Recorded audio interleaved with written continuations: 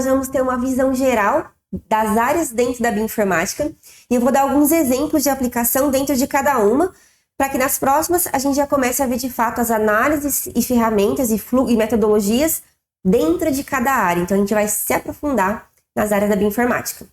E é claro que a gente não poderia começar o curso de outra maneira, se não respondendo a essa pergunta. O que é bioinformática? Uma resposta curta e generalista seria analisar dados biológicos do computador.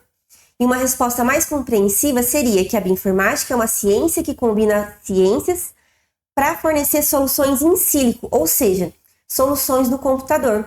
E esse termo in silico, ele contrasta com os termos in vitro e in vivo. Então, in vitro são experimentos realizados em ambientes controlados no laboratório, como um cultivo de célula crescente na garrafa, ou então em tubo de ensaio, em Eppendorf. E in vivo são experimentos realizados em organismos vivos, ou seja, em um ambiente biológico real. E que combinação de ciências é essa da bioinformática? Bom, quem já viu esses slides aqui em alguma aula do YouTube já sabe do que eu vou falar, mas continua aqui porque a gente vai começar a se aprofundar nos assuntos, tá? Então, nós temos a ciência da computação, que visa compreender como os computadores funcionam, como eles processam informações, como eles podem ser utilizados para resolver problemas de forma eficiente e eficaz. E ela abrange tanto aspectos teóricos, como a complexidade computacional, teoria da computação, quanto aspectos práticos, como o desenvolvimento de software, arquitetura de computadores, engenharia de software e assim por diante. A gente tem também a tecnologia da informação, que ficou, pelo menos para mim, ficou mais famosa nos últimos anos, né, que é a TI, que é uma área multidisciplinar que envolve a aplicação da tecnologia para resolver os problemas relacionados à organização, gerenciamento, segurança e análise de informações. Essa é uma ciência muito importante e eu vou voltar nela no último módulo, quando eu for falar de mercado de trabalho, porque isso vai fazer parte da rotina do bioinformata, principalmente em rotina de diagnóstico, por exemplo, que é o que eu trabalho, tenho mais propriedade para falar.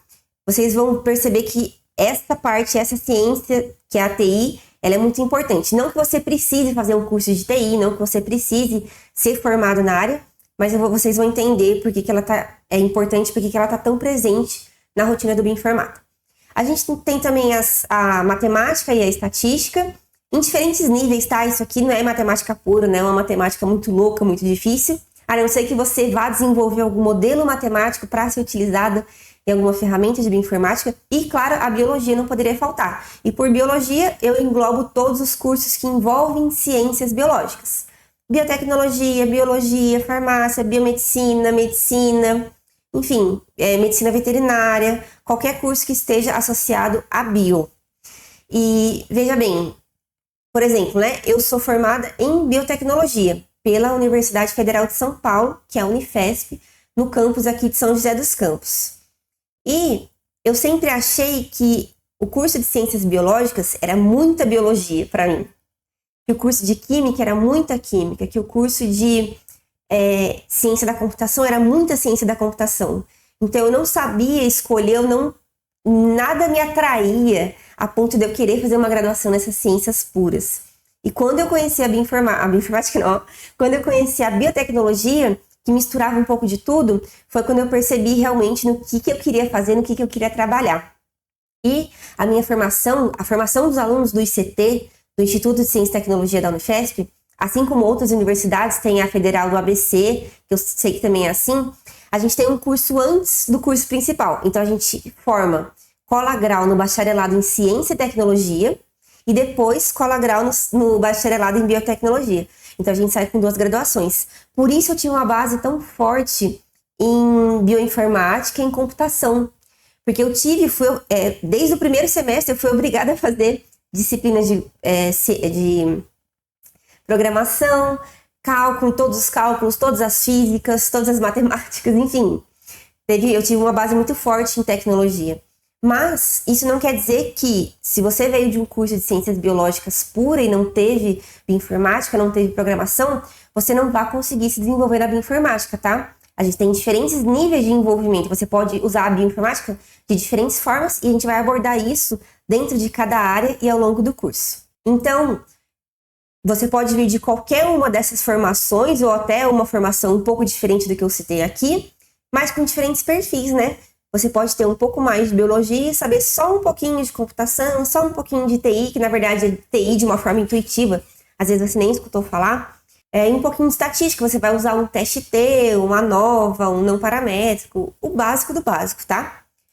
Ou então você pode vir de fato da ciência da computação, saber bastante matemática, bastante estatística e saber um pouquinho de biologia, porque aí você está interessado em utilizar o seu conhecimento da computação para ajudar no desenvolvimento de ferramentas ou na análise de dados mesmo, que seja com programação, na bioinformática. E aí você vai só entender o contexto biológico, entender, por exemplo, o que é DNA, o que é RNA, o que é uma mutação, e vai desenvolver soluções para aquilo naquela área, mas de fato você tem uma outra formação que não seja tão forte em biologia.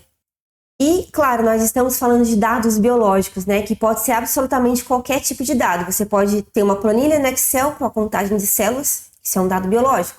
Pode ser um arquivo de sequenciamento de DNA, pode ser um arquivo com genes de interesse de um organismo, mas esses dados todos, eles vêm de algum lugar. Eles vêm da observação, vêm da contagem e podem vir da conversão do sinal biológico em sinal digital.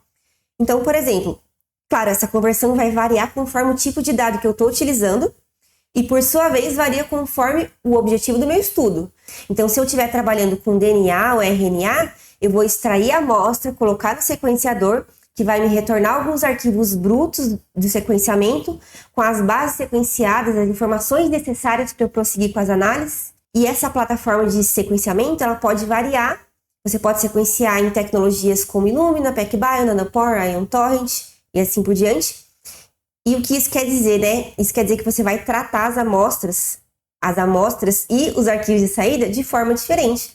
Então, olha só, a gente nem começou a se aprofundar nas áreas da bioinfo, e aqui já tem, só no sequenciamento de DNA, já tem diferentes tratamentos de amostra na bancada, diferentes tipos de arquivo, que incluem diferentes tipos de informação, de formatação de arquivo, de tipo de erro que eu preciso me preocupar, a depender do tipo de sequenciador que vem, do tamanho do arquivo, do tamanho das sequências que eu vou analisar. Então, é muita coisa para a gente estudar. Por isso que a bioinformática é tão diversa, por isso que ela é uma ciência, não é uma matéria só. Então, você vai usar diferentes ferramentas de bioinformática para analisar, a depender do tipo de sequenciamento, do tipo de dado, do tipo de arquivo que você está tratando. E se eu estiver trabalhando, por exemplo, com proteínas, lipídios, metabólitos, eu posso colocar a minha amostra aqui em um espectrômetro de massas, que vai fazer a identificação ou a quantificação dessa amostra. Só que assim como no sequenciamento de DNA, não sai pronto, né? Não sai a sequência montada, pronta para o estudo, já não sai me dizendo o que é cada coisa, quais são os nomes dos genes. Então vão ser gerados espectros, ou seja, vão ser gerados dados brutos, em que eu vou precisar aplicar algum tipo de tratamento com ferramentas de bioinformática para processar e analisar esses arquivos posteriormente. E eu ainda tenho uma variedade de espectrômetros, né?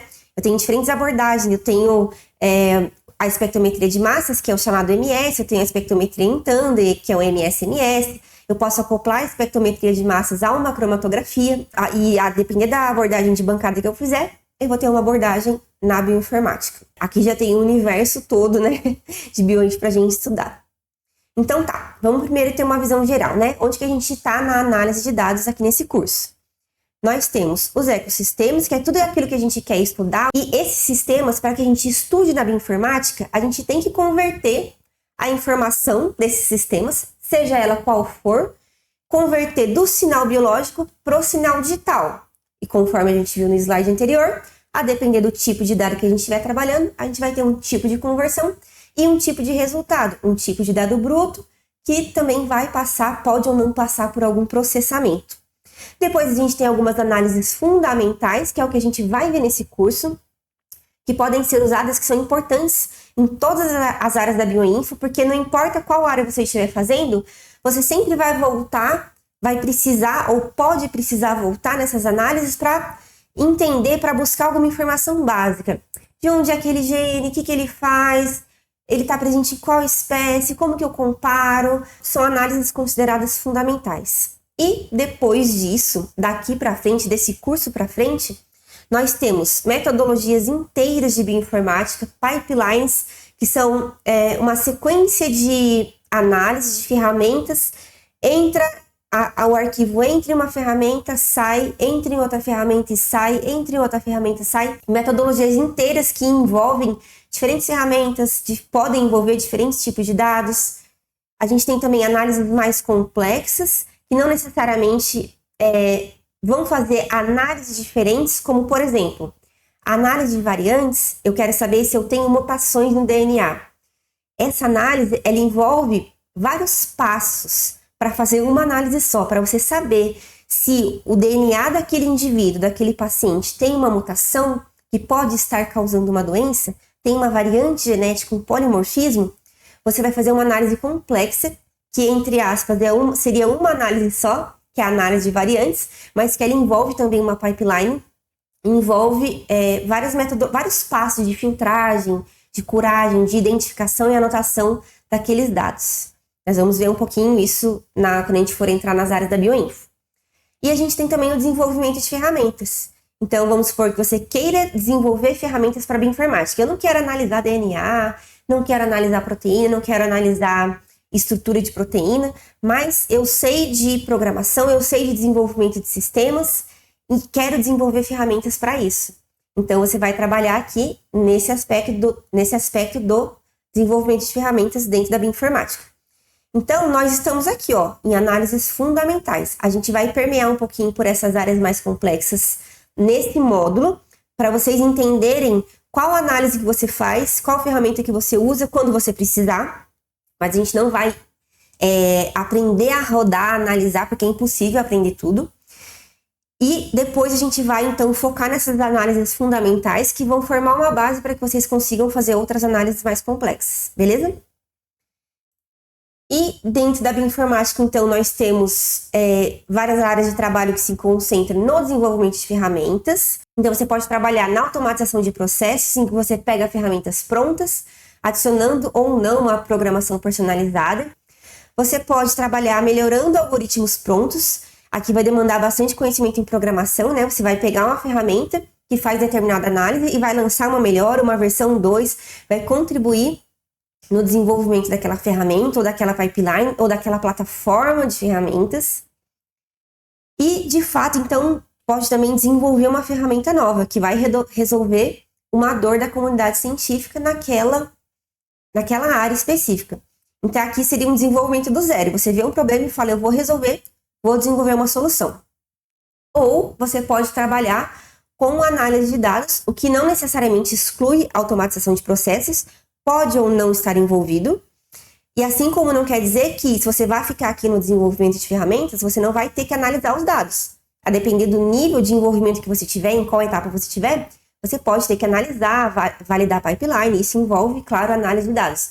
Mas eu estou separando aqui de uma forma didática, porque a gente vai entrar nas próximas aulas aqui, na análise de dados, que são as famosas ômicas, biologia de sistemas, aprendizagem de máquinas, bioinfraestrutural e modelagem computacional, que é aqui onde a gente vai ver ferramentas de bioinformática, análises comuns em cada uma dessas áreas, para que vocês possam, então, depois escolher uma área e escolher trabalhar em alguma delas. Bom, nas ômicas a gente tem genômica, transcriptômica e epigenômica. Aqui são os famosos análises de dados de NGS, né, que são sequenciamentos de nova geração. Então, a genômica, a gente tem o sequenciamento de DNA, por exemplo, não só o sequenciamento, tá? Mas tudo que envolve genética e genômica e genes em si. Ou então o sequenciamento de RNA, que seria na transcriptômica, ou a identificação de alterações epigenéticas, que seria um sequenciamento de DNA modificado, a gente vai ver isso também, que seria então na área de epigenômica. Eu acredito que dentro das ômicas, em geral, tem mais, eu vou falar mais pra frente, a análise de dados de NGS é a mais famosa, é a mais requisitada, é a que vocês vão encontrar mais vaga no mercado de trabalho. E o que a gente faz aqui, né? A aplicação é sempre voltada para a melhoria de processos da nossa vida, em geral. Então, você pode trabalhar em um laboratório de diagnóstico de doenças genéticas, trabalhar com medicina personalizada, que está muito em alta, né? Voltada para a farmacogenética, que vai estudar a interação das variantes genéticas com o metabolismo de fármacos, que é uma área muito bem estabelecida, inclusive. Você pode trabalhar no melhoramento de plantas, investigando, estudando genes responsáveis por resistência a pragas, por melhorar o crescimento, sabor. Isso também é muito forte. Não tanto aqui em São Paulo, mas talvez Mato Grosso do Sul, Rio Grande do Sul. Eu conheço várias empresas que são de lá e que acabam requisitando muitas vezes profissionais aqui, né, de outros estados, não só, eu digo São Paulo porque eu moro aqui, mas de outras cidades, outros estados, claro. E com a bioinformática a gente pode, o quê? Trabalhar à distância. Então você pode atender essas empresas, essa demanda que vem de outros estados também. Você pode trabalhar com algo voltado para a área de engenharia genética, em que você utiliza a genética para melhorar processos como a produção de etanol, segunda geração, a produção de antibióticos, de biomoléculas em geral. Você pode trabalhar também na descoberta de alvos terapêuticos, caracterização estratégica para tentar driblar a resistência a antibióticos, ou então no estudo de microbiomas aplicado à saúde humana, animal, solo, água e assim por diante. Aqui tem uma infinidade de aplicações. Pensa que tem a área genômica, mas a gente tem fungo, a gente tem bactéria, a gente tem vírus, agentes infecciosos, ou então voltado para a produção de alguma coisa, né, de alguma biomolécula. Depois a gente tem os seres humanos, voltado para doenças genéticas. Depois a gente tem a interação de tudo isso. Então, é muito diverso. E dentro de cada área, dentro de cada aplicação, você vai precisar de um conjunto específico, não só de ferramentas de bioinformática, mas também de background de biologia. Por isso que depende do que você quer. É melhor você escolher primeiro e depois começar a estudar. Na transcriptômica, a gente tem também o diagnóstico, a gente pode também aplicar a transcriptômica no diagnóstico de doenças genéticas raras por meio de transcritos anormais, por exemplo. Mas isso eu acho que é um pouco menos estabelecido. Trabalhar com RNA é mais difícil também, né?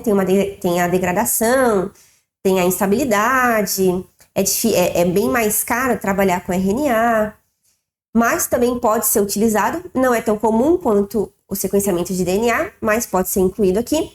A gente pode também avaliar o perfil de expressão gênica para tentar correlacionar com padrões. Esse perfil de expressão gênica está relacionado a um perfil de um paciente cujo medicamento funcionou no tratamento. Esse outro perfil de expressão gênica está associado com um outro perfil de paciente cujo medicamento ele não teve resposta ao tratamento. Então, vamos analisar esses dois perfis, vamos ver o que tem de diferente, quais vias estão sendo ativadas e tentar entender por que o medicamento não foi capaz de ativar. E aí já entra, acho que talvez um pouco mais voltado para pesquisa, talvez pesquisa médica, até mesmo no mercado de trabalho, mas menos comum.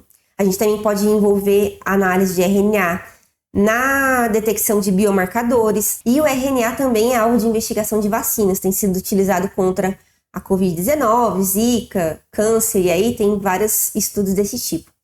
Então, trabalhar com RNA-seq na transcriptômica é um desafio, mas também tem muita área para ser explorada aí dentro da bioinformática, nessa área aqui. E o que a gente vê na epigenômica, né? Durante a divisão celular, o DNA existe em estruturas altamente condensadas, chamadas de cromossomos, e, tradicionalmente, o cromossomo de eucarioto é associado a duas classes de proteínas, as histonas e as proteínas não histônicas. A gente vai ver um pouco disso quando for se aprofundar na epigenômica.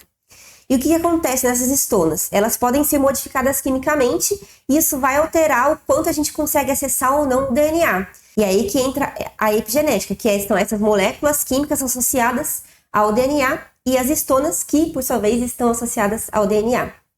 Então, a gente vai aqui, se elas estão associadas ao DNA e como a gente consegue acessar esse DNA, elas também podem estar associadas à interação ambiente epigenética. Como o ambiente permite o acesso a esse DNA ou não. Como o ambiente influencia no acesso a esse DNA ou não. E aí, N aplicações também. Câncer, biomarcadores, diagnóstico clínico, agricultura. Também não é muito comum, tão comum quanto a genômica, mas é uma área que vem crescendo e talvez nos últimos 3 anos eu ouvi falar, assim como teve um boom da inteligência artificial, pelo menos na área de diagnóstico, teve um boom da epigenética. Agora tudo é epigenética, relógio biológico, envelhecimento. Então, tem um crescente avanço e interesse nessa área de epigenômica. E a gente tem também as outras ômicas, né?